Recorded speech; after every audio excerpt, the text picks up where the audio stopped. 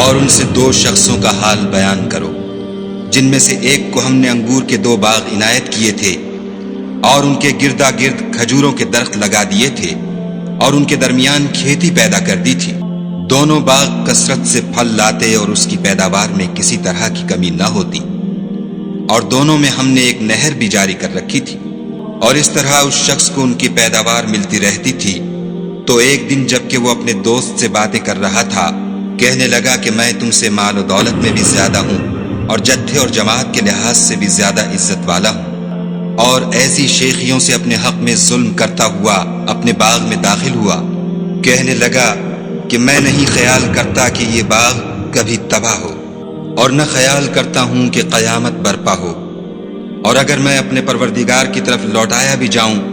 تو وہاں ضرور اس سے اچھی جگہ پاؤں گا۔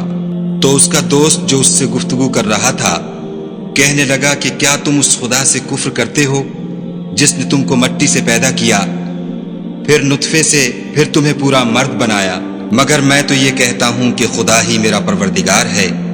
اور میں اپنے پروردگار کے ساتھ کسی کو شریک نہیں کرتا۔ اور بھلا جب تم اپنے باغ میں داخل ہوئے تو تم نے ماشاء اللہ لا قوت الا باللہ کیوں نہ کہا؟ اگر تم مجھے مال و اولاد میں اپنے سے کم تر دیکھتے ہو تو عجب نہیں کہ میرا پروردگار مجھے تمہارے باغ سے بہتر عطا فرمائے، اور اس تمہارے باغ پر آسمان سے آفت بھیج دے تو وہ صاف میدان ہو جائے، یا اس کی نہر کا پانی گہرا ہو جائے تو پھر تم اسے نہ لا سکو، اور اس کے میووں کو عذاب نے آ گھیرا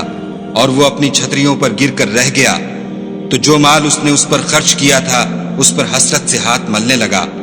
اور کہنے لگا کہ کاش میں اپنے پروردگار کے ساتھ کسی کو شریک نہ بناتا۔ اس وقت خدا کے سوا کوئی جماعت اس کی مددگار نہ ہوئی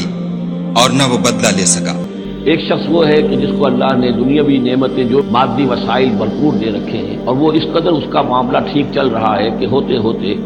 اس کی نگاہ اب اللہ کی طرف سے ہٹ کر ان مادی اسباب و وسائل ہی پر جم گئی ہے، اس کا توکل اور اعتماد اسی پر قائم ہو گیا ہے۔ ایک دوسرا شخص دنیاوی اعتبار سے مرفع الحال نہیں ہے، اس کے پاس دولت نہیں ہے، دنیاوی چیزیں نہیں ہیں، لیکن وہ اللہ تعالیٰ کی معرفت اسے حاصل، وہ اس دولت مند آدمی کو کوئی نصیحت کرتا ہے کہ تم اللہ کو بھول گئے ہو، تمہیں چاہیے کہ ان تمام چیزوں کے اوپر جو بھی اللہ نے تمہیں دی ہے اس کا شکر ادا کرو، اس کا حق ادا کرو۔ لیکن اس نے اپنے گھمنڈ میں آ کر اسے بہت تلخ جواب دیا، میرے پاس یہ سب کچھ ہے، تو گویا کہ میں اللہ تعالیٰ کا لاڈلا ہوں، چہیتا ہوں، تم جوتیاں پٹخار رہے ہو، تمہارے پاس کچھ نہیں ہے، تمہاری کوئی حیثیت نہیں ہے، تمہاری یہ حیثیت ہی نہیں کہ مجھے تم واعظ بھی کہو۔ لیکن یہ کہ اس پر پھر جو ان کے درمیان معاملہ ہوا تو انہوں نے کہا اس شخص نے کہ ہو سکتا ہے کہ اللہ تعالیٰ تمہارے سارے دولت کو اور مال و اسباب کو ضائع کر دے، لیکن یہ کہ اس نے کہا کیسے ہو سکتا ہے، میں نے سارا بندوبست ٹھیک کیا ہوا ہے۔ بہرحال نتیجہ یہ نکلا کہ اللہ تعالیٰ نے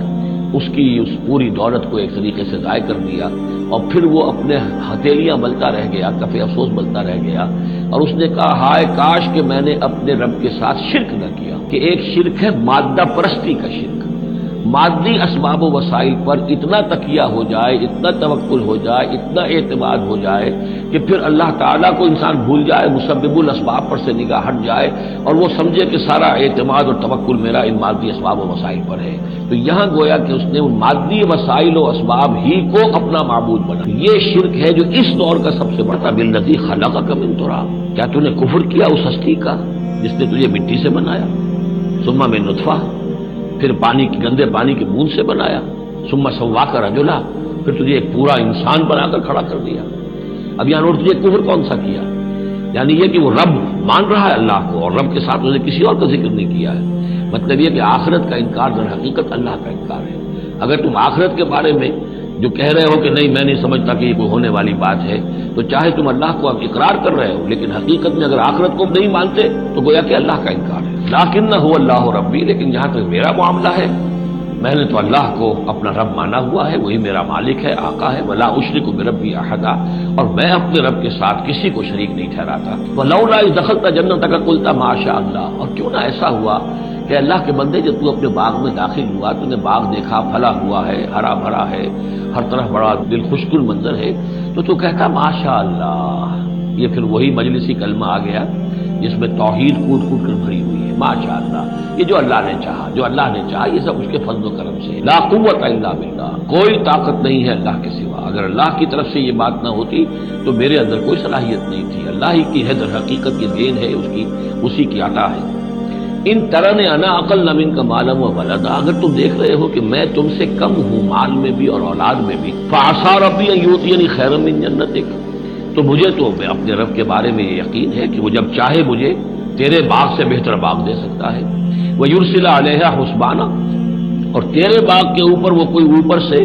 کوئی لو کا جھونکا ایسا بھیج سکتا ہے من السماء، آسمان سے، فَتُصْبِحَ صَعِيدًا زَلَقًا، کہ یہ پورا باغ جو ہے یہ جو ایک ایسا چٹیل میدان ہو کر رہ جائے کہ یہاں کوئی درخت رہے نہ بیلے رہے، معلوم ہوا کہ ہر چیز جب آنکھ کھلی گل کی تو موسم تھا خزاں کا، یہ ہو سکتا ہے، ممکن ہے۔ اور یُصْبِحَ مَاؤُهَا غَوْرًا، یا اللہ آسمان سے کوئی ایسی وسنا بھی بھیجے کوئی بلا، تو اس کا پانی ہی جو تمہارا یہ جو چشمہ چل رہا ہے وہ پانی ہی اگر زمین کے اندر گہرا اتر جائے، یہ چشمہ خشک ہو جائے، فلن تستطيع له طلبا، اور پھر تو پانی کہیں سے لا نہ سکے، تو یہ باغ خود بخود اچڑ جائے گا۔ یہ سارے امکانات ہیں، جب چاہے گا ان میں سے کسی ایک سبب کی بھی اگر تناب کھینچ لے تو یہ سارا معاملہ جو ہے یہ تو شیش محل کی طرح کا ہے، ایک ہی جو پتھر ہے وہ اس سب کو چکنا چور کر دے گا۔ وَأُحِيطَ بِثَمَرِهِ، معلوم ہوتا ہے کہ وہ بہت ہی کوئی اللہ کا پہنچا ہوا شخص تھا، جو اللہ کا دوست تھا، اور اس کا دل دکھایا اس شخص نے، تو تانا دیا اسے انا خیر من، کہ انا اکثر منک مالا و ولدا، تو اس حوالے سے اس کا دل دکھا ہے۔ اور یہ جان لیجئے کہ کسی اللہ والے کا من عادى لي وليا فاذنته للحرب، تو ایک حدیث قدسی ہے، جو شخص میرے کسی ولی کے ساتھ دشمنی کرے پھر میری طرف سے اس کے خلاف اعلان جنگ، کسی صاحب دل کے جو دل کو ٹھیس لگتی ہے، درد اس کے اندر پیدا ہو جاتا ہے، صاحب دل ہو، اللہ کی محبت اس کے دل میں ہو اور اسے ٹھیس پہنچے، تو تا دلے صاحب دلے نامت میں درد، ہیچ قوم را خدا رسوا نہ کر، قومیں بڑی رسوا ہو جاتی ہیں کسی ایک اللہ والے کی کہ دل کو اگر تکلیف پہنچے۔ وَأُحِيطَ بِثَمَرِهِ، اس کا سارا ثمر سمیٹ لیا گیا، اللہ تعالیٰ نے جو کچھ اس کو دیا تھا وہ سلب کر لیا، باغ بھی ختم ہوا، اولاد بھی ختم ہوئی۔ فَأَصْبَحَ يُقَلِّبُ كَفَّيْهِ عَلَى مَا أَنفَقَ فِيهَا، تو وہ رہ گیا اپنے ہاتھوں کو ملتا ہوا، اپنی ہتھیلیوں کو ملتا ہوا، جسے ہم کہتے ہیں کفِ افسوس ملنا۔ یقلب کفیہ علی ما انفق فیہا، جو کچھ اس نے خرچ کیا تھا، انویسٹ کیا تھا، محنت کی تھی، کتنا عرصہ لگا تھا اس باغ کے پلاننگ میں، باغ کو اس نے لگایا تھا، کہاں کہاں سے پودے لایا ہوگا،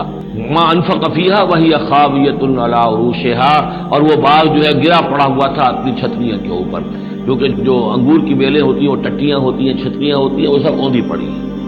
وَيَقُولُ يَا لَيْتَنِي لَمْ أُشْرِكْ بِرَبِّي أَحَدًا، اور اس وقت وہ کہہ رہا تھا ہائے میری شامت، کیا کاش کہ میں نے اپنے رب کے ساتھ شرک نہ کیا۔ اب یہ کون سا شرک ہے؟ اس پوری اس گفتگو کے اندر کہیں کسی دیوی کا، دیوتا کا، کسی اور کسی کا ذکر نہیں ہے، کسی کی شفاعت کا ذکر نہیں ہے، یہ ہے ہمارا آج کا نقشہ مادہ پرستی کا،